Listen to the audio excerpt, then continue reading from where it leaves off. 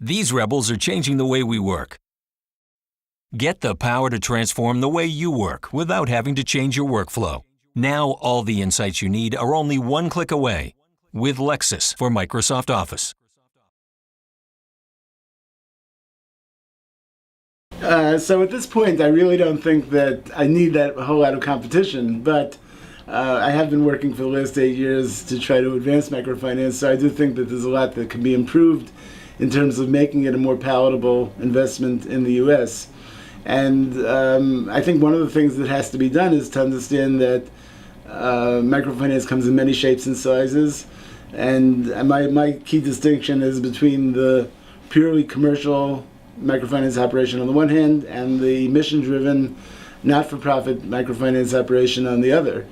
And I don't mean to make a moral distinction between the two. I just mean to say that they are very different in terms of approach. Now, most of the approaches in the U.S.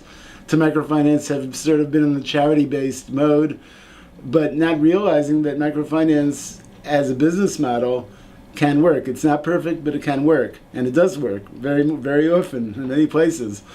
And this is the type of consciousness that that we need here in the U.S.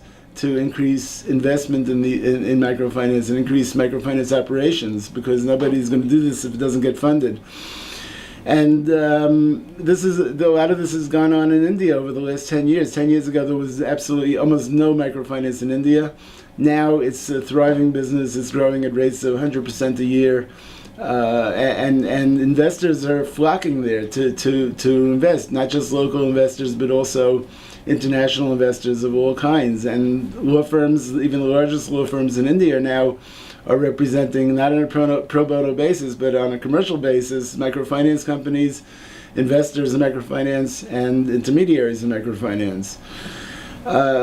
This is going to happen in the U.S. I hope it will happen, and things will change. In the legal area, I think that law firms that have been doing a lot of pro bono work in microfinance have to sort of shift their focus and say, this is not a charity. This is not a charity. Yeah, and I mean, I've seen law firms representing deals that were purely profit-driven, and yet they were doing it pro bono. And I think you lose a lot by doing it that way. It's psychological, and you're also losing the deal flavor. I think law firms have to, if they want to get into this, they have to have the time and patience to understand the business model, to understand why it works, to really know the industry. And I think that type of investment of time and money, like I've made, will really help bring this forward.